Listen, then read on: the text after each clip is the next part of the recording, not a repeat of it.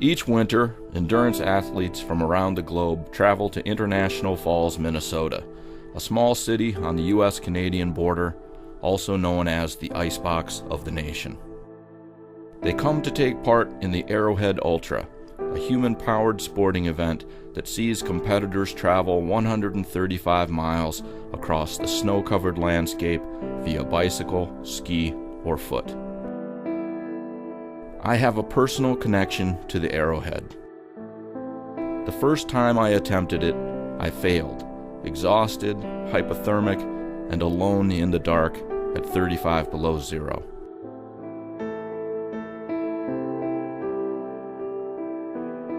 The next year, I came back and finished it.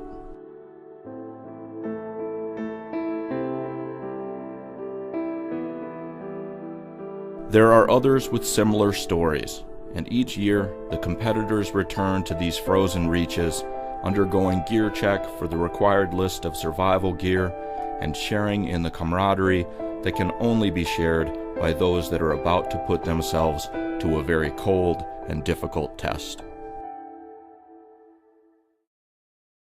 Morning comes early as the race begins before the sun has risen, and the chaos of the start area will only last until the gun sounds. Soon enough, the racers are on their way toward Tower, Minnesota, along the Arrowhead Trail. They will pass through 3 checkpoints en route, and the terrain will change from flat to hilly to hillier, and eventually back to flat. The fastest athletes aim to challenge the course records. Others just hope to finish. The fastest rarely stop, even at checkpoints. For checkpoints are comfortable yet savage traps that can be incredibly difficult to leave. Muscles ache, the mind becomes weary, self-doubt creeps in, and the devil on your shoulder says, just stay a little longer.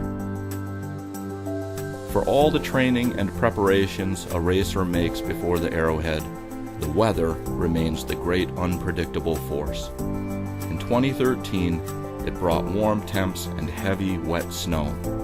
The fastest riders were lucky and stayed out in front of it, but those further behind were reduced to pushing their bikes through deep, unrideable snow.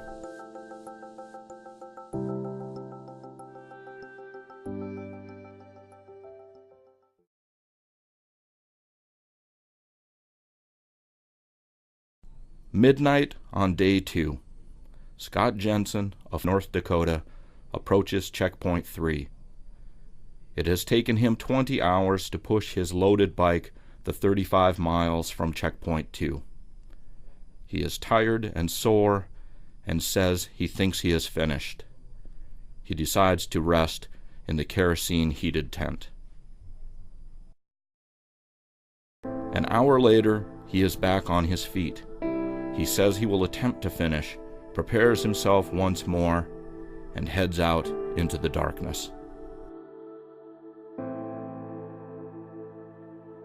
That determination, that internal drive and self-motivation defines the Arrowhead Ultra 135 experience.